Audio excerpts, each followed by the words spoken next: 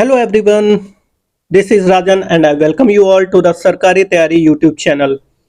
In previous lecture, we were discuss and learn about what is IR, that means industrial relations, and why we should study industrial relations, what is the scope of IR, and many more. And now in this lecture, we are going to discuss about some approaches in the industrial relations. So now let's begin. Industry that means क्या है, industry है क्या? Industry से कुछ लोग directly related होते हैं और कुछ लोग जो है इनडायरेक्टली रिलेटेड होते हैं. अब डायरेक्टली कौन रिलेटेड होता है? जो इंडस्ट्री में काम करता है और जो इंडस्ट्री में काम करवाता है, यानी कि एम्प्लॉयर और एम्प्लॉय. ठीक, ये लोग जो है डायरेक्टली रिलेटेड होते हैं. बट इनडायरेक्टली मैंने कल भी बताया था कि इनडायरेक्टली जो है गवर्नमेंट की स्कीम्स काम आती हैं, डायरेक्टली या इनडायरेक्टली अफेक्ट करती है इंडस्ट्री को, तो इनडायरेक्टली रिलेटेड है गवर्नमेंट. साथ ही साथ एक बहुत ही मेजर है पॉइंट यहाँ पे ट्रेड यूनियन.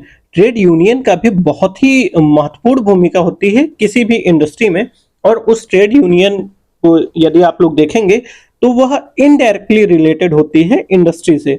और at the last tribunal, tribunal भी जो है इनडायरेक्टली रिलेटेड है इंडस्ट्री से. ये है, आपको बेसिक पता होना चाहिए कि डायरेक्टली और इनडायरेक्टली कौन कौन लोग जो है इंडस्ट्री से रिलेटेड है. नॉर्मल भाषा में आप सभी लोग यह समझें कि डायरेक्टली जो है एम्प्लॉयर और एम्प्लॉय रिलेटेड है, और इनडायरेक्टली गवर्नमेंट है, ट्रेड यूनियन है एंड ट्रिब्यूनल है, जिसको लेबर कोर्ट कहा जाता है. ठीक, कोई भी दिक्कत होती है तो लेबर कोर्ट में केस जो है जाता है, जिसको ट्रिब्यूनल हम लोग कहेंगे.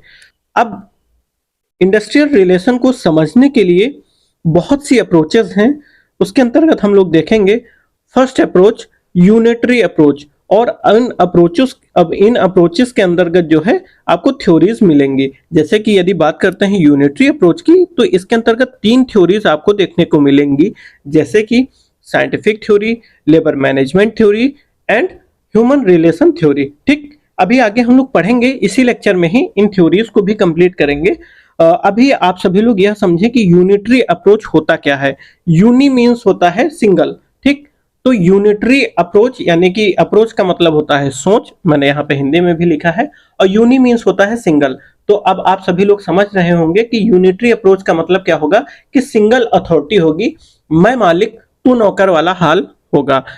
इसका मतलब क्या हुआ, मैं जो चाहूंगा वही होगा. आप भी समझते हैं ना कि जो आप, अब यदि आपकी बात कोई नहीं, आपको अपनी बात मनवाना है तो वहां पे किसी और को इकट्ठा नहीं होने देना है. जो आप बोलेंगे फिर वही होगा. वही वाला हाल है यूनिटरी अप्रोच में, मैं जो चाहूं वही होगा, मैं मालिक तू नौकर वाला हाल होगा यहाँ पे. ठीक है, यूनिटरी अप्रोच सिंगल अथॉरिटी होती है, मैंने बताया, और इसके पास जो मैनेजमेंट है उसके पास पूरा होल्ड होता है काम करवाने के लिए. ठीक, सिंगल अथॉरिटी है, ऑर्डर देगे मैनेजमेंट को, और मैनेजमेंट जो है पूरा होल्ड होता है, वह काम करवाता है. किससे काम करवाता है? एम्प्लॉय से. ठीक, यहाँ पे बहुत इंपॉर्टेंट चीज आप लोग ध्यान रखेंगे कि कलेक्टिव बार्गेनिंग जो है सिंगल अथॉरिटी या यूनिटरी अप्रोच में अलाउड नहीं है. क्या नहीं अलाउड है? कलेक्टिव बार्गेनिंग अलाउड नहीं है. अब एम्प्लॉयज को किस प्रकार से काम करना होगा? एम्प्लॉयज को जो है कोऑपरेट करना होगा, have to cooperate, shared goals होंगे एम्प्लॉय और एम्प्लॉयर्स के. ठीक है, और टीम वर्क जो है करना होगा. ये 3 चीजें आप सभी को ध्यान रखना है. जब सिंगल अथॉरिटी जो है मैनेजमेंट को ऑर्डर देगी तो मैनेजमेंट किस प्रकार से काम करवाएगा? मैनेजमेंट जो है एम्प्लॉय को कोऑपरेट करना होगा मैनेजमेंट के साथ एम्प्लॉयज को. ठीक है, शेयर्ड गोल्स होंगे दोनों के, मैनेजमेंट के और एम्प्लॉय के, और टीम वर्क करना होगा. ठीक है सर. अब यदि कोई कॉन्फ्लिक्ट होता है तो क्या होगा? इन केस ऑफ कॉन्फ्लिक्ट, तो कॉन्फ्लिक्ट को जो है ये लोग अवॉइड करते हैं. ठीक है, ये लोग मानते हैं कि ये डिस्ट्रक्टिव है, कंपनी को नुकसान होगा यदि कॉन्फ्लिक्ट होगी, और मैनेजमेंट का डिसीजन जो है फाइनल होता है. मैनेजमेंट एट लास्ट कोई भी डिसीजन देगा तो वही उसको फाइनल मानते हैं, और ये लोग स्ट्राइक नहीं होने देते हैं. ठीक, सिंगल अथॉरिटी होती है यूनिटरी अप्रोच में, इसको आप सभी लोग ध्यान रखेंगे. अब आप सभी देखेंगे ऑब्जेक्टिव्स क्या हैं यूनिटरी अप्रोच के. तो यूनिटरी अप्रोच के ऑब्जेक्टिव्स हैं, इनको कॉमन इंटरेस्ट पे काम करना होगा, according to the management, management के हिसाब से कॉमन इंटरेस्ट पे काम करना होगा। और ये लोग बिलीव इन हार्मनी, ये बिलीव करते हैं हार्मनी पे, मीन्स पंगे नहीं चाहते हैं, और यदि जैसे भी कोई पंगा हुआ तो उसको तुरंत समाप्त कर देते हैं या तुरंत उसको खत्म कर देते हैं। ठीक है। गवर्नमेंट, ट्रेड यूनियन और ट्रिब्यूनल्स को जो है ये लोग अवॉइड करते हैं, क्योंकि ये कहते हैं ये लोग जो है बाहरी हैं। ठीक, जो भी प्रॉब्लम होती है इसके बिना ही ये लोग सॉल्व करने की कोशिश करते हैं। मैंने स्टार्टिंग में ही बताया कि कलेक्टिव बार्गेनिंग जो है अनवांटेड है, या इसको जो है एक्सेप्ट नहीं करते हैं, और trade union are not accepted और अनवांटेड। ठीक है, ट्रेड यूनियन को भी एक्सेप्ट नहीं करते हैं और कलेक्टिव बार्गेनिंग को भी एक्सेप्ट नहीं करते हैं। ठीक है, गवर्नमेंट, ट्रेड यूनियन और ट्रिब्यूनल्स, इन सभी लोगों को ये लोग अवॉइड करते हैं यूनिटरी अप्रोच के अंतर्गत, आप सभी लोग समझेंगे। अब यूनिटरी अप्रोचेस के अंदर का 3 थ्योरीज आपको देखने को मिलेंगी। मैंने स्टार्टिंग में ही बताया था, ह्यूमन रिसोर्स थ्योरी जिसको एचआर थ्योरी कहेंगे, scientific management theory and labour market theory. अब ये होता क्या है, सिंपल सी बात है। ह्यूमन रिसोर्स थ्योरी को आप सभी लोग इस प्रकार से समझें। ह्यूमन रिसोर्स थ्योरी कहती है कि अगर हमें एम्प्लॉयर और एम्प्लॉय के बीच में अच्छा रिलेशन बना के रखना है तो उनके लिए कुछ अच्छा सोचना भी पड़ेगा। ठीक है, उनके लिए हमें कुछ अच्छा सोचना पड़ेगा। इसका मतलब क्या हुआ, जैसे आप किसी से कुछ काम करवाना चाहते हैं तो उसको लालच देंगे या उसके लिए कुछ अच्छा करेंगे, तभी तो वह आपके लिए काम करेगा। सेम उसी प्रकार है, यदि आपको अच्छे रिलेशंस बना के रखना है तो दूसरे के साथ भी आप लोग अच्छा व्यवहार करेंगे, तभी उसके साथ आपके अच्छे रिलेशंस होंगे। यह एचआर थ्योरी यही कहती है। और साथ ही साथ क्या कहती है कि division of employ means all workers are individual. Employees का डिवीजन करेंगे और हर एक जो वर्कर है वह अपना अपना काम करते रहेंगे। ठीक है, मैनेजमेंट एक्सेस करेगा किस पे एक्सेस करेगा, टू मेंटेन रिलेशन, किसके रिलेशंस को, एम्प्लॉय और एम्प्लॉय को।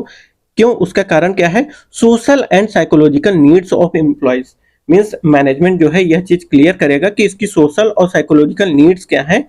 किस लिए करेगा ऐसा, क्योंकि उसको जो है मेंटेन करना है गुड रिलेशंस को। ठीक, ये रही एचआर थ्योरी, समझ में आ गया। अब हम लोग दूसरा देखेंगे, scientific management theory. Scientific management theory क्या कहती है कि मैनेजमेंट करो परंतु साइंटिफिक तरीके से करो। मैनेजमेंट करना है यदि तो आप लोग साइंटिफिक तरीके से करिए। किस प्रकार से करेंगे, with the help of technology. Technology की सहायता से आप सभी लोग मैनेजमेंट करें साइंटिफिक तरीके से, जिससे आपका आउटपुट जो है इंक्रीज होगा। ठीक, आउटपुट क्या होगा, इंक्रीज होगा।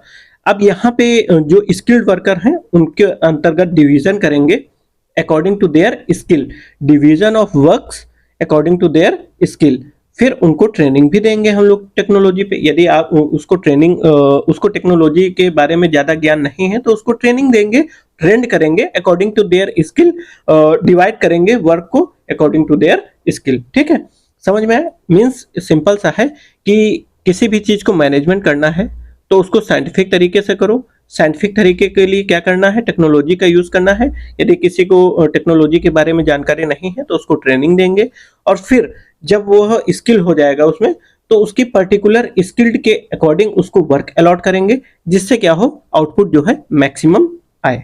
ठीक है, अब हम लोग थर्ड थ्योरी देखेंगे यूनिटरी अप्रोच के अंतर्गत, उसको कहते हैं लेबर मार्केट थ्योरी।